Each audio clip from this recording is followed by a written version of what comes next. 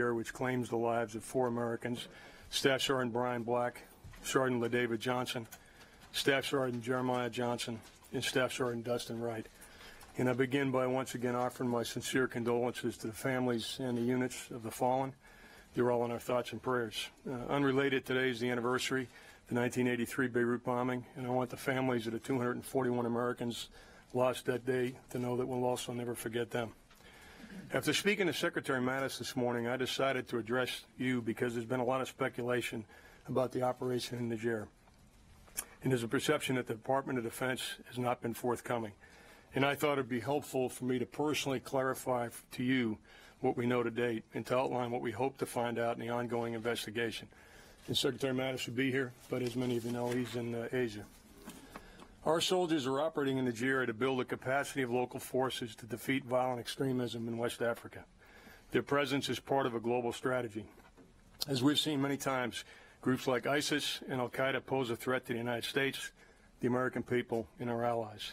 They're a global threat enabled by the flow of foreign fighters, resources, and their narrative. And they seek to operate where they can exploit weaknesses in local government and local security forces. If you think of those enablers as connective tissue between groups across the globe, our strategy is to cut that tissue while enabling local security forces to deal with the challenges within their countries and region. While we can be proud of our progress to date, we have to acknowledge that our work is not done. Even with the fall of Mosul and Raqqa, we're at an inflection point in the global campaign, not an end point. And that's why tonight I'm going to welcome chiefs of defense and representatives from 75 different countries to improve the effectiveness of our military network to defeat terrorism. In our discussions over the next day or two, we'll focus on improving information sharing between nations to detect and defeat attacks before they occur, and to improve the support we provide to nations that are confronted with violent extremism. And that's exactly what our forces in Niger were doing. The United States military has had forces in Niger off and on for more than 20 years. Today, approximately 800 service members in Niger work as part of an international effort led by 4,000 French troops to defeat terrorists in West Africa.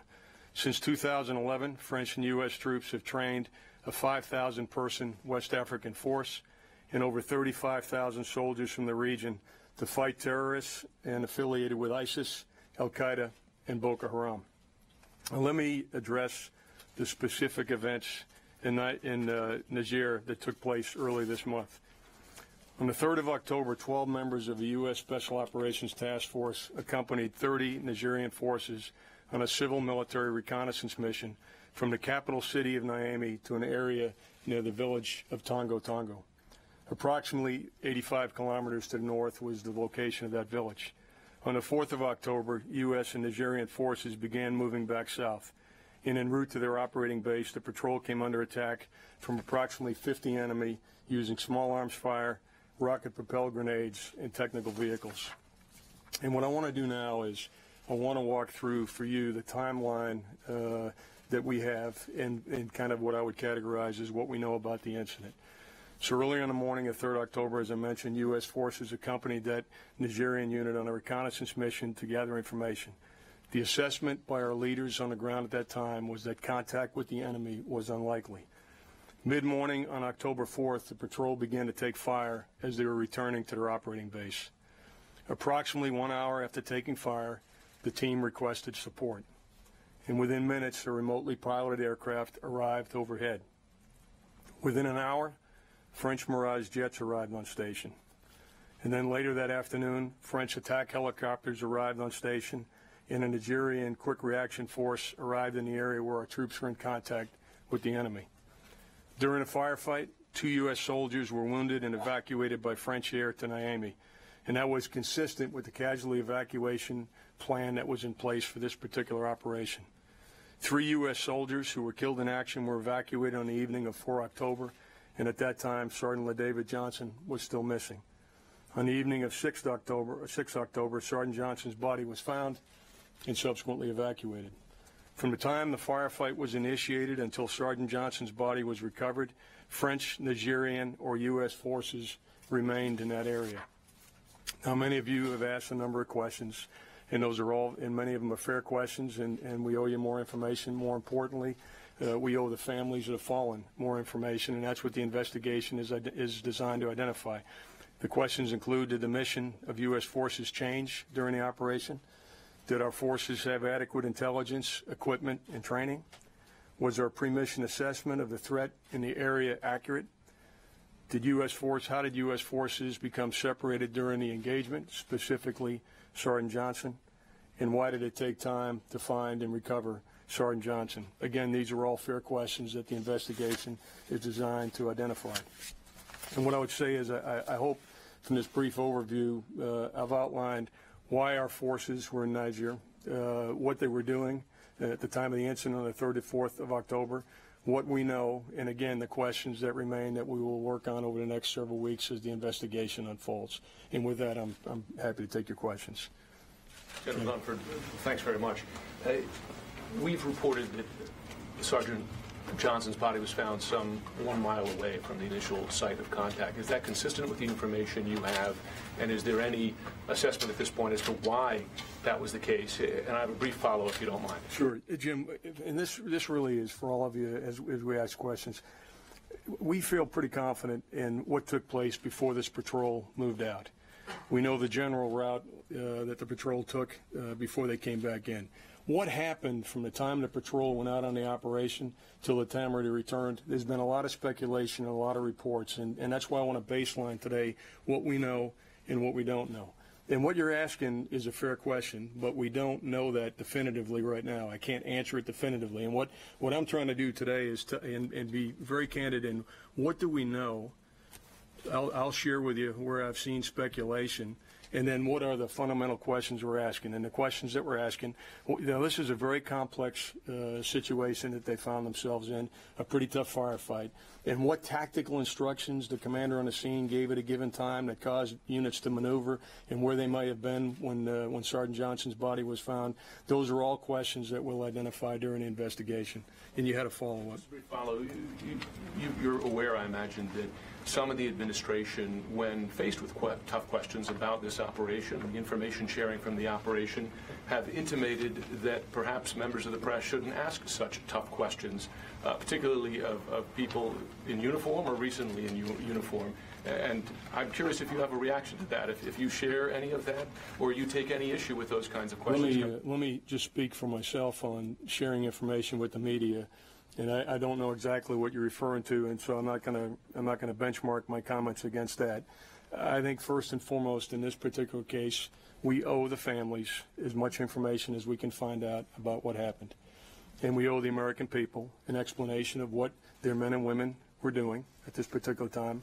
When I say that, I mean men and women in harm's way anywhere in the world. They should know what the mission is and what we're trying to accomplish when we're there. And so those are all fair questions in my judgment. I mean, in other words, that's why we're out here today, is to take your questions and provide as much information as we have. The only thing I'm asking for today is a bit of patience to make sure that what we provide to you when we provide it is factual. And the other thing I think that's also important is when this information is finally available, the first thing we're going to do is go visit the families in their homes, should they welcome us. And we will have a team go in of experts, and I've done this personally myself several times, a team of experts go into the family and share with them all the facts that are available as a result of the investigation and give them an opportunity to ask questions. And as soon as we're done with that, we'll come back in here and we'll share exactly that same information that we share with the families.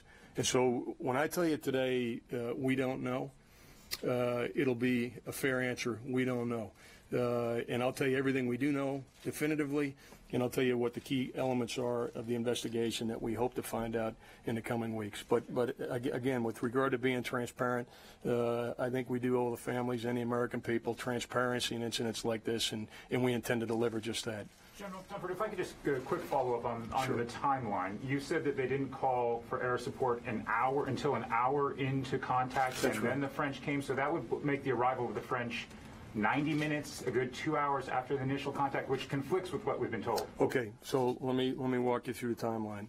The best we know now, and so when I have a degree of confidence, I'm sharing it. About an hour after the initial contact was made, they requested support. When they requested support, it took the French aircraft. The French were ready to go in 30 minutes, and then it took them 30 minutes, approximately 30 minutes, to get on the scene. So from that, I think it's a fair conclusion to say that about 2 hours after the initial contact was made, the initial French Mirages arrived overhead. But it's important to note that when they didn't ask for support for that first hour, my judgment would be that unit thought they could handle the situation without additional support.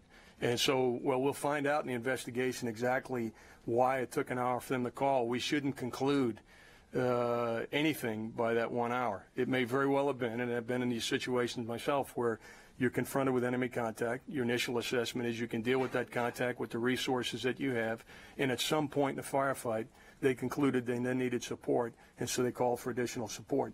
The confusion of the 30 minutes, which is always the danger of coming out and sharing information, right? So this is what I'm trying to do, is clear up today. I think what you were told in the past, that the French were there in 30 minutes. They responded within 30 minutes, and they were overhead of this unit within 30 minutes. And so that's where the 30 minutes came from, and I'm making that clarification. And then there's operational clarification. You Sure. said they were ambushed when they were coming back to their outpost. Previously, we've been told that they were ambushed when they were leaving the village. Is there discrepancy there? There's not a discrepancy. When I described it, they're leaving the village. Where are they going at that point? They're going back to their operating base. They're moving south. Far from the village? I don't have the exact details of how far. The investigation, again, will go out there. You know, these investigations, for those that haven't been involved in the past, there'll be people on the ground that'll actually go and look at where this took place and measure the distances and get the details, and we will be provided, so we can provide the family with detailed graphics of exactly what happened and how this unfolded. So I wouldn't want to talk about numbers of meters from the village, but the initial report was that the contact they made with the enemy was outside the village, south of the village, as they were heading back to their operating base. And their operating. Be clear, sir, that you said that they did not call for support until an hour after first contact. That's kind of putting a lot of pressure on those team members. So can you say without a shadow of a doubt that within that hour they did not try and call out for support? Look, what I can tell you is the timeline that we have is the first indicator that the unit called for external support was 1 hour later. Now, I will tell you, the information I'm providing to you today is the complete information I have available. We may very well find out. This is the difficulty in addressing these before the investigation is complete. And I tell you what, the one thing I would push back on hard is I'm not putting any pressure on that unit. I made it very clear that I make no judgment as to how long it took them to ask for support. I don't know that they thought they needed support prior to that time. I don't know how this attack unfolded. I don't know what their initial assessment was of what they were confronted with. What I do know is that our logs indicate that an hour after the contact, approximately, they requested support.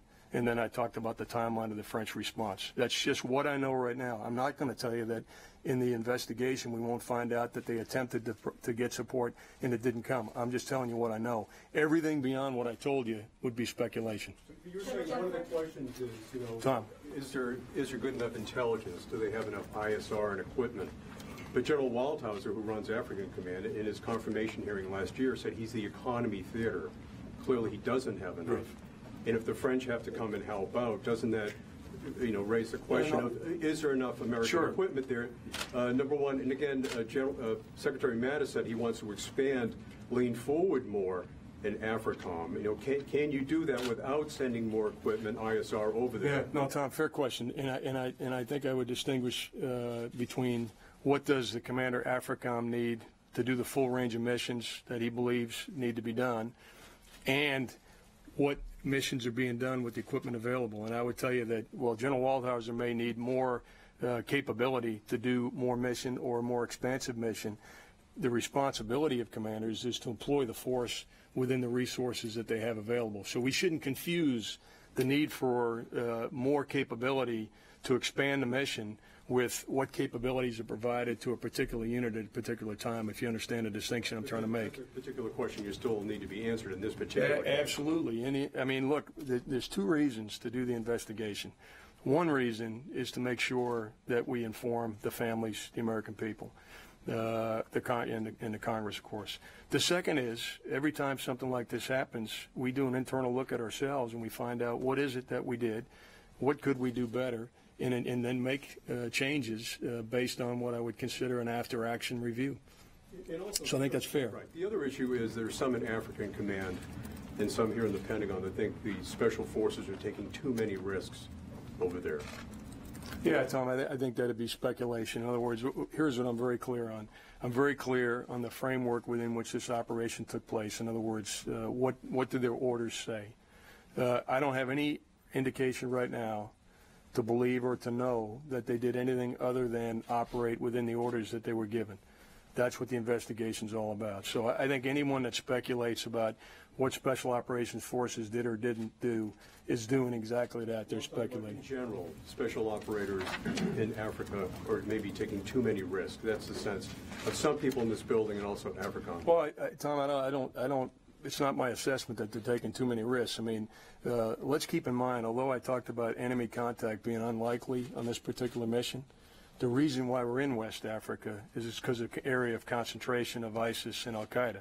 The reason why our Special Operations Forces are operating in Libya is because there is a threat of ISIS attacks from Libya. The reason they're in East Africa is because there's an Al-Qaeda and a smaller ISIS presence there. So to the extent that they're taking risk, we have sent them there to operate in areas within which there are extremist elements that if we weren't conducting operations, our judgment is that they would have the capability to plan and conduct operations against the homeland, the American people, or our allies. So are they taking risks? They are. Are they taking risks that are unreasonable or not within their capabilities? I don't have any reason to believe that. Sure. And by the way, I'll stay to answer questions, so I'll get to you all.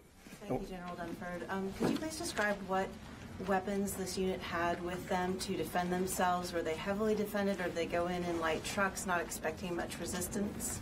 I'll answer the second part because I know, and I'll give you in general the first part.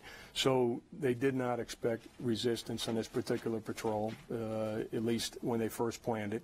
Again, what happened subsequently will be the investigation, because the rules in that part of West Africa are that we will only accompany our partnered forces when the chances of enemy contact are unlikely.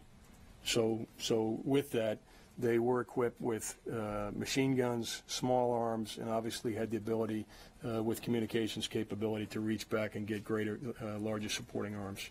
And have you learned at all what type of fires they came under? Was it just small arms fire? Were there IEDs? Yeah, the initial report, I don't have any reports of IEDs. I haven't seen those. Small arms, rockets, and machine guns.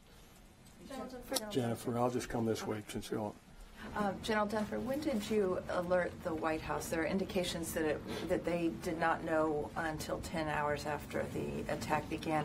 And also there are members on Capitol Hill, members of the Armed Services Committee, who say they didn't know that we had troops in Niger. Is that possible? Sure. Two separate questions. We notified the White House as soon as we had a soldier that was missing.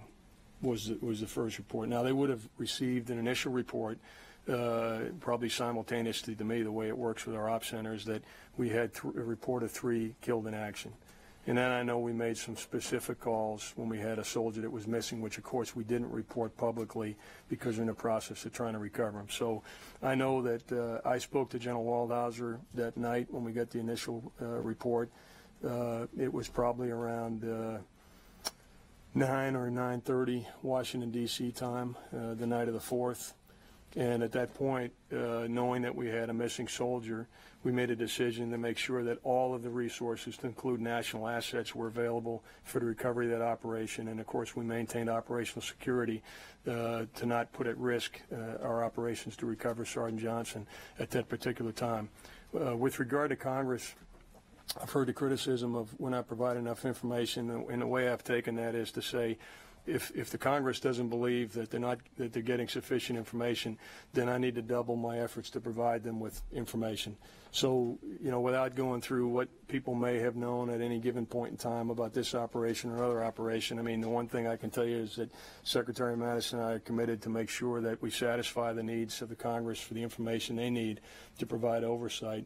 And so we're looking in the mirror saying, okay, we thought we were doing all right. What's most important is how the Congress feels about that. And so we need to double our communications efforts, and we'll do that. Thank you, General. You mentioned that this was a reconnaissance mission. There have been some conflicting accounts. Have you seen so far any indication to suggest that the nature of the mission changed from its original intent? No. Here's what we know. It was planned as a reconnaissance mission. What happened after they began to execute it? In other words, did the mission change? That is one of the questions that's being asked. It's a fair question, but I can't tell you definitively the answer to that question. But yes, we've seen the reports, we've seen the speculation.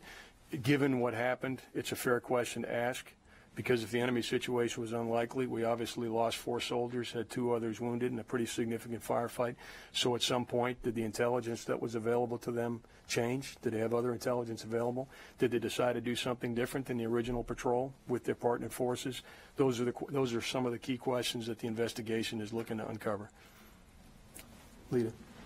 General, are you satisfied overall with the response times, including the fact that it took 2 days to recover Sergeant Johnson's body? And more broadly, what does this suggest to you about how you go about things going ahead? Is this a more dangerous area than perhaps either intelligence or something else may have indicated? And do you change things as you go ahead? Do you increase the assets overhead? Do you increase security patrol? I think all the questions that you asked, the answers to those are going to be informed by our reading of the investigation. I mean, we'll ask every single question you just asked. We will ask ourselves and make adjustments. And keep in mind, I mean, I think it's an important point. This area is inherently dangerous. The judgment of contact with the enemy was made about a particular operation at a particular location at a particular time. So is this a dangerous area? Yes, we're there because ISIS and Al-Qaeda are operating in that area. That's why our forces are providing advice and assist to local forces, is to help them to deal with that particular challenge. With regard to our equipping, our responsiveness, and so forth, those will all be questions that we will ask ourselves at every level once the investigation is concluded. Because I think it's important for us to baseline what support was requested at what particular time. When did it arrive?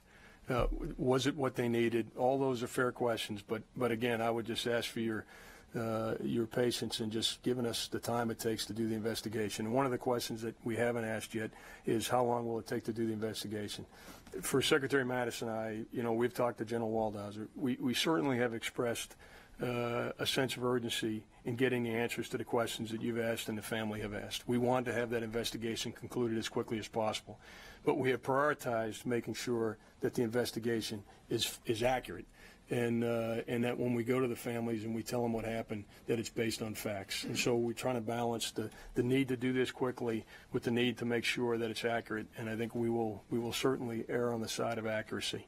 Well, should there have been U.S. forces also used to help locate his body rather than relying on the Niger forces, do you think? Well, there was Niger forces involved in the operation. There were French forces involved in the operation. There were U.S. forces involved in the operation in its entirety.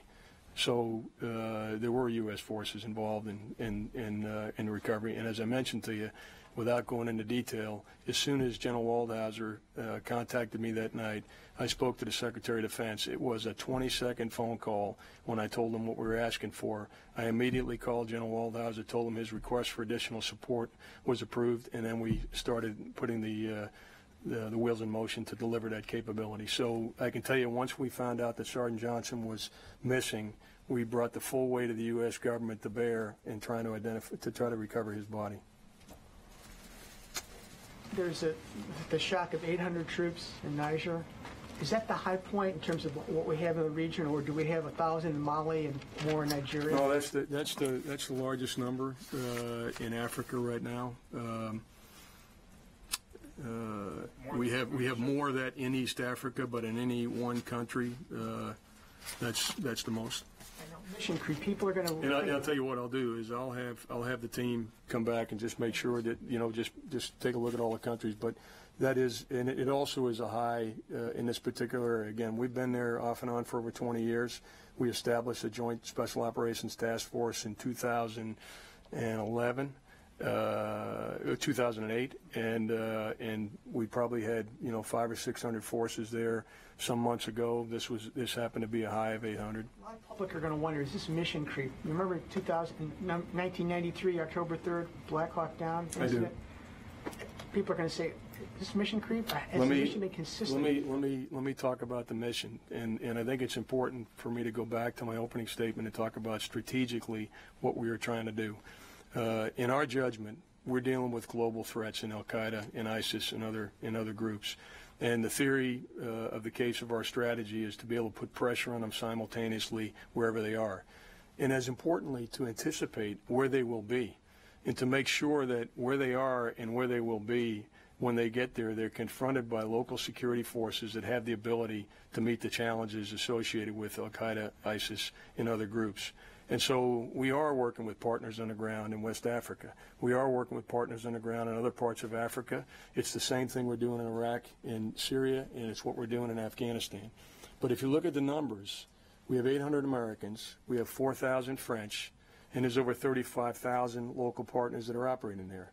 If you look at the numbers in Afghanistan, approximately 11,000 Americans on the ground, 300,000 Afghans. So what the American people need to know is, with a relatively small footprint, we are enabling local forces to deal with these challenges before they become a threat to the American people, and to help them to deal with the challenges so they don't further destabilize their local area or region. There's a bit of contradictory information about the enemy KIA. Were there any enemy KIA, and do you know how many? I don't know that, and we'd be happy to, as soon as the investigation is over, we'd be happy to provide that detail to you. I don't have that information. Have there been any additional? I would point out, though, we did lose 5 Nigerian partners, and that's important to point out. Have there been any additional patrols with U.S. forces in Niger? We are back conducting operations as normal. I don't have information available right now to tell you what's happening today, but our intent is to continue operations there and continue to try and advise and assist our partners. So has there been any change in force protection for those patrols, given what happened? No, every unit that goes out, every patrol that is conducted, goes out and makes an assessment of the mission and then the operating environment within which that mission is going to be conducted, and then they prepare themselves accordingly. So I just expect that that continues to be what General Waldhauser and his leadership are doing. Do you have any more information about who the attackers were? We were told initially that they had rebranded themselves ISIS and they were a local tribe. And if you do identify who they were, will you go after them? Yeah, our assessment right now is it is an ISIS-affiliated group. And I think what you bring up is what we're dealing with in many places is ISIS and Al-Qaeda. ISIS, in this case, they try to leverage local insurgencies and connect those local insurgencies globally. This is the challenge that we're dealing with. And so our initial assessment is these are local tribal fighters that are associated with ISIS. And will you go after them once you locate where they are? I think we'll enable our local partners to go after them as a matter of priority. Sir, thanks for your time. Particularly when it comes to the Mirages that were brought on scene, do you have the sense now that anything has changed now that you're back doing operations? Is there any kind of shift here in what they're allowed to do with their authorities or the coalition? With how quickly can you get air support? Okay, just on the issue of authorities, I just want to make it clear that U.S. forces and coalition forces in the area, when it comes to an issue of force protection, self-defense, don't have any limitations. They don't have any limitations. So that's been something that's been discussed. And so, with regard to employing fires, if there's an issue of self-defense, we have the inherent right to do that, and we will do that. Were there limitations that night? I am not aware of that. I've seen speculation. I don't have any evidence of limitations during that particular night. But again, if there were, the investigation will certainly tease that out. I've seen open source reporting to that effect. I don't have any information in the operating chain that would indicate that there were limitations. Now, when I say limitations, part of the requirement is obviously the ability to integrate, and I don't know whether there was any challenges integrating. I don't know why the Mirages didn't drop bombs during those initial passes. I don't know if the unit on the ground asked them to do that. Those are things we'll find out in the investigation. Just a couple clear points.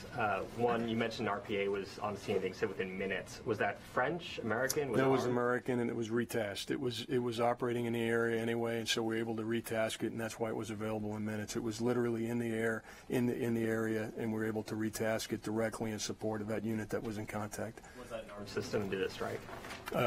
It did not strike. It did not strike. Did it have the possibility? Yeah, I'm not going to talk about what our capabilities are in the region, but that particular capability that was there within minutes did not strike. Thank you, General. Jennifer with the U.S. Agent of Korea. On President trip to South Korea next month, and he visited DMZ, but President Trump has not yet made any decision to visit DMZ next month. Who make this decision, and it's a Korean government or U.S. government? Yeah, I don't know the details of the president's itinerary later this month, or what decisions he's made about the DMZ. The president visiting DMZ as a commander-in-chief of the United States. It's good for the sending and kind of. I'm going to leave it to President Trump and President Moon to decide whether or not the president ought to be in the DMZ.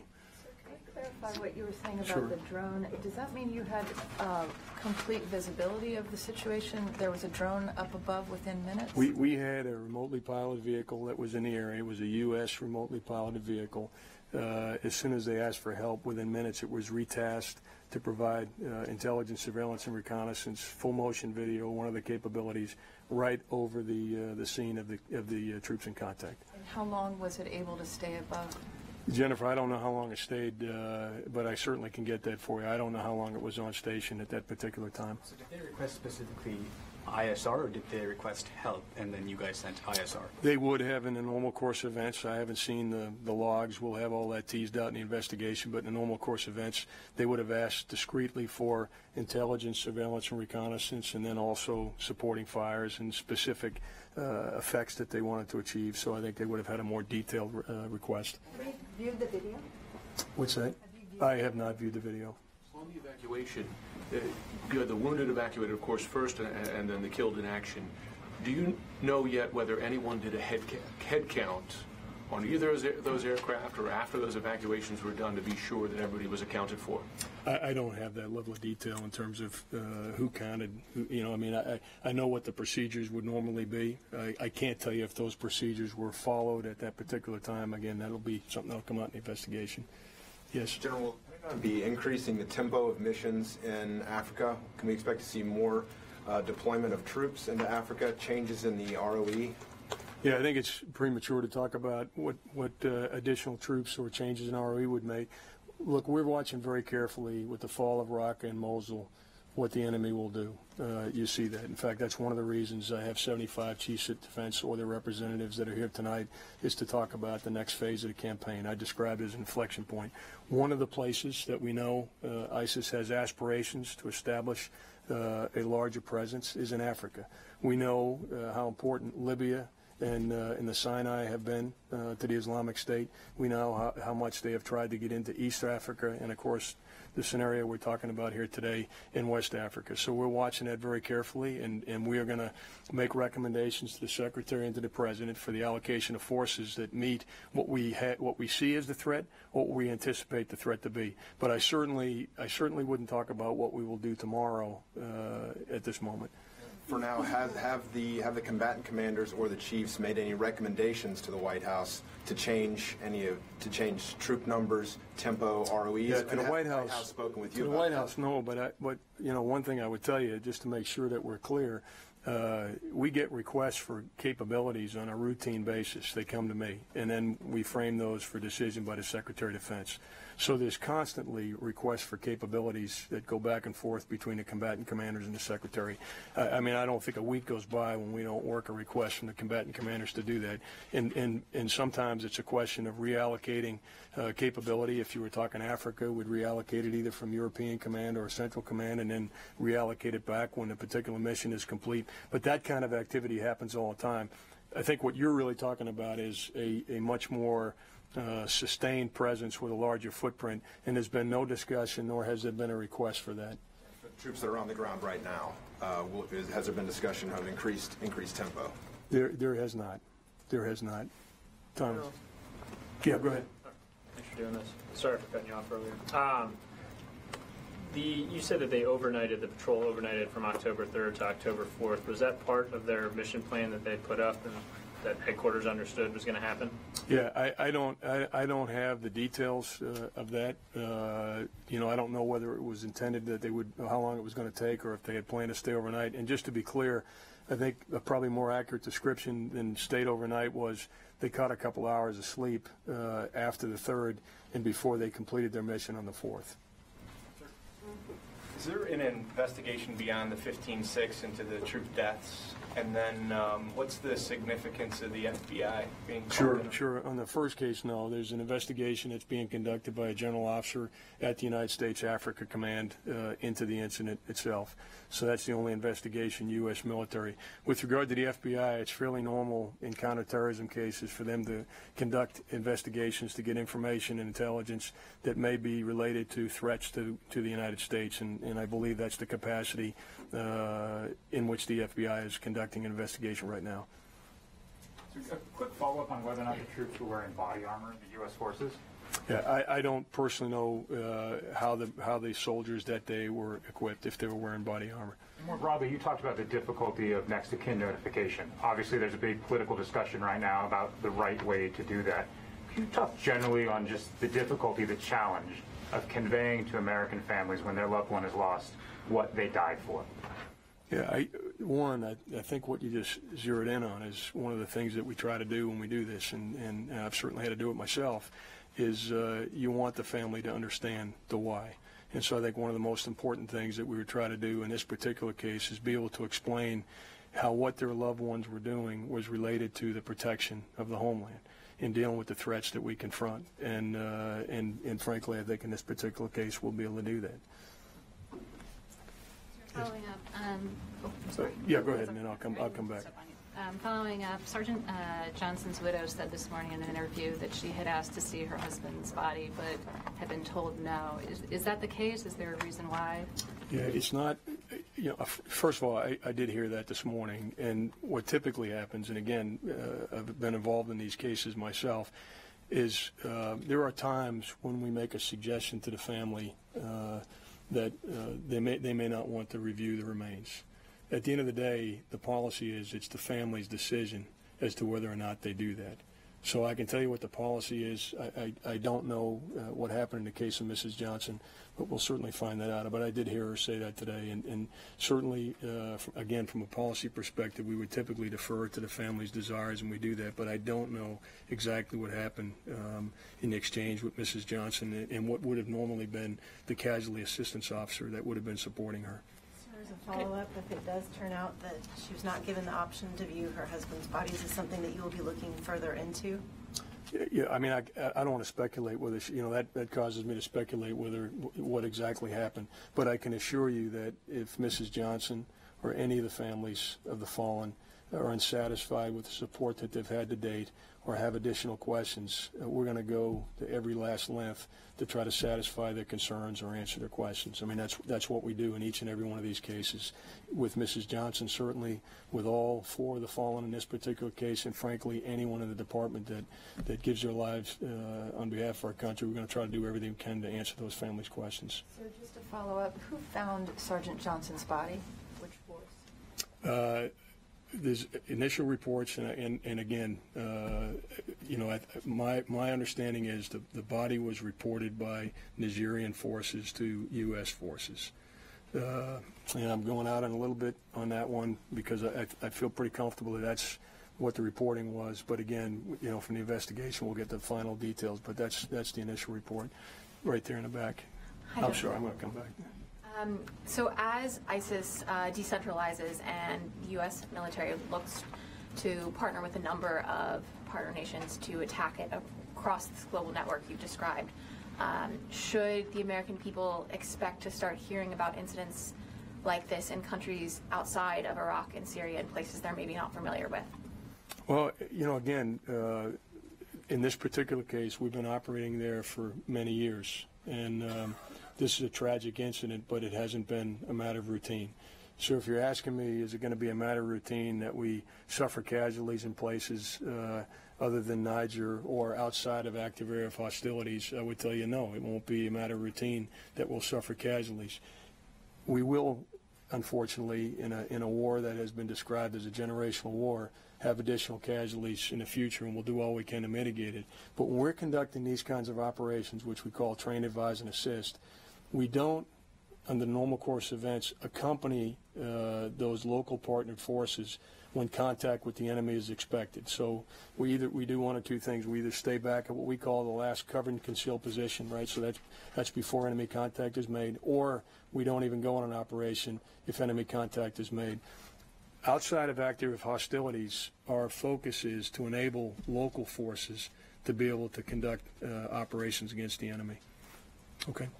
Yes, ma'am. Fair to say that the war on ISIS is shifting right now to Africa? I think it's shifting. I'm not sure I'm ready to say it's shifting just to Africa. We're dealing with a challenge that exists from West Africa to Southeast Asia. We've seen manifestations of it in Europe. We've seen inspired attacks here in the United States. So we're dealing with a global challenge. I believe that ISIS will attempt to establish a physical presence outside of Iraq and Syria now that they have lost their caliphate in Raqqa and Mosul. They will attempt to establish, and that's exactly why we're conducting the kind of operations we're conducting in Niger, is to ensure that local forces have the capability to prevent that from happening. Ladies and gentlemen, we have time for about 2 more questions. Courtney. Yes, thank you. Does part of the FBI investigation include interviewing the wounded and the soldiers who were there at the attack back here in the U.S.? You know, I don't. We'll have to get back to. I don't actually know the details of the FBI investigation. I'm very familiar with the U.S. military investigation, and the general officer that's been assigned to do that investigation will interview everyone that was there, anyone that has any information about the incident that took place on the 3rd and 4th of October. But I can't talk about the FBI investigation. Can you just give us a time from the initial troops in contact until the Americans were taken out of the area? What was the total time of this entire engagement? Do you have that? Well, what I can tell you, Courtney, is that it was mid-morning local time in Niger on the 3rd of October when this all began. And it was the evening local time on the 6th of October when Sergeant Johnson's body was recovered. So there was ongoing operations throughout that period of time. In the back there. Sir, thank you very much for doing this. If I could have one and then a follow-up, will the investigation be able to look into what French intelligence or French military activity there was or may have been in the area of the attack, leading up to the attack? Absolutely, absolutely. Our investigating officer will absolutely engage our French partners and interview the French soldiers that were involved. I'm sure he'll interview the crews that were called in to provide support, to include the rotary wing attack helicopters, as well as the fixed wing. So I don't have any doubt that all the information that the French have available will be shared with our investigating. It's classified intelligence on their side? That's happening every day. There's no doubt about it. I mean, we are integrated in conducting operations with the French. We are partnered with them there. So we have complete transparency in sharing information in West Africa with the French. And if I could just follow up really quickly, you mentioned national assets that deployed from the United States. Without specifying what those national assets were, can you say if any of them actually reached Niger before the situation was resolved? Honestly, I'm not going to address that. I do want you to know that we have things. I think many of you are familiar with those things, but we have national assets, and as soon as we had a missing soldier, we brought those assets to bear. But I'm not going to talk the details or the type of capability. Sir. In the back there. Sir, should the American public be prepared for the loss of more U.S. troops in Africa? Yeah, what I would tell you is that the majority of our operations in Africa are designed to support the training, advising, and assisting of local African partners. And we mitigate the risk to U.S. forces with specific guidance that we will only accompany those forces when the prospects of enemy contact is unlikely. There are other areas in Africa where we have a different construct. So what I just described to you is the construct that exists in West Africa.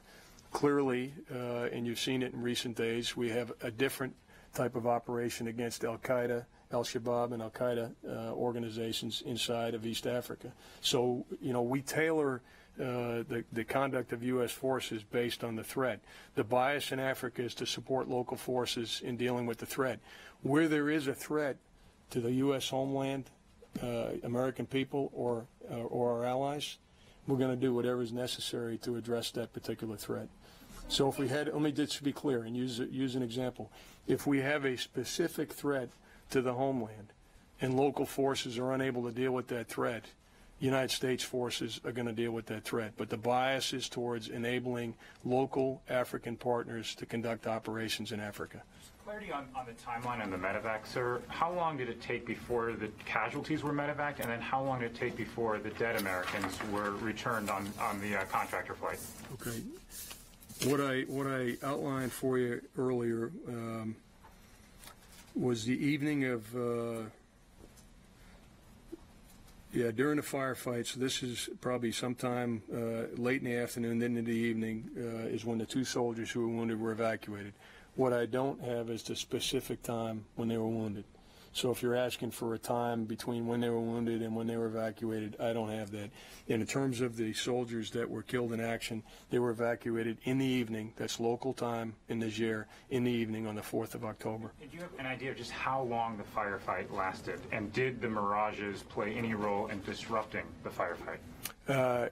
Anything I would tell you about the mirages, and I've seen some of it, would be speculation. So we'll get, what I need to hear from the guys that were on the ground who were actually employing those mirages before I'd make a conclusion about what effect those mirages had. The time of the firefight, do you have a general sense of how long it took place? Only that it took several hours. I mean, well into the evening on the 3rd of October. Sir, one last. 4th of October. 4th of October. Thank you. Could you let us know how many U.S. forces are serving in AFRICOM, total West and East Africa right now, maybe a potential breakdown? Yeah, sure I can. I can give you, and I'll give you a range. We have on the order of 6,000, little over 6,000 forces in Africa, and they're in about 53 different countries. Sir? General Dunford, on the search for Sergeant Johnson's body, can you tell us how many U.S. troops took part in that search and how many partnered and allied forces as well, and describe not just the drone that went in to look for him, but maybe other assets as well? I can't. That's down to a level of detail that is really going to require the investigation to lay all that out. And how many U.S. troops took part in the search?